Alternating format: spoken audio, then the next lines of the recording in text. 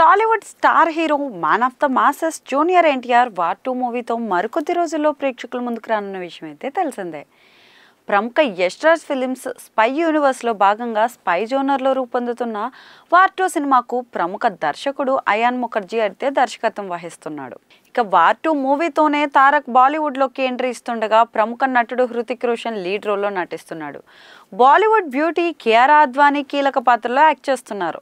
August 14వ తేదీన సినిమాను తెలుగుతో పాటు హిందీలో ప్రపంచవ్యాప్తంగా విడుదల కానుండగా ఇప్పటికే ఏర్పాట్లన్నీ కూడా కంప్లీట్ చేసేశారు మన మేకర్స్.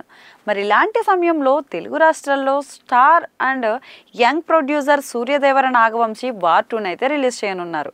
ఇప్పటికే సితారా ఎంటర్టైన్మెంట్ సంస్థ వార్ 2 హక్కులను అయితే సొంతం చేసుకున్నట్లు హ్యాట్రిక్ లోడింగ్ అన్నట్లు రీసెంట్గా పోస్టింగ్ అయితే కూడా పెట్టారు.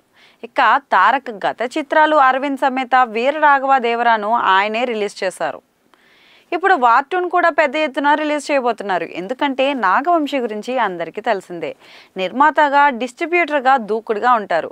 భారీ సంఖ్యలో థియేటర్స్లో సినిమాలు విడుదల చేస్తుంటారు. అయితే వార్ 2 రిలీజ్ రోజే విడుదల కానున్న కూలీ మూవీకి ఇప్పుడు తక్కువ స్క్రీన్స్ దొరుకుతాయని టాక్ అయితే వినిపిస్తుంది.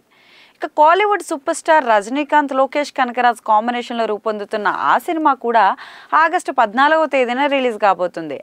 యాక్షన్ థ్రిల్లర్గా రానున్న కూలీ పాన్ ఇండియా రేంజ్లో రిలీజ్ కాబోతుంది. తెలుగులో కూడా సందడి చేయబోతుంది.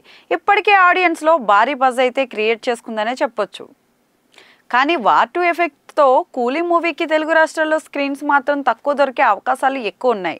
మరి దీనిపై అధికారికంగా తెలియకపోయినా కానీ ఏమైనా జరగవచ్చు. కానీ అదే నిజమైతే వార్ 2 మూవీకి అనుకున్నట్లు పాజిటివ్ టాక్ వస్తే తెలుగు రాష్ట్రాల్లో కూలీ బ్రేక్ ఈవెన్ పూర్తి చేసుకోవడం కష్టమయ్యే ఛాన్స్ ఉంది. మరి ఏం జరుగుతుందో చూడాల్సిందే.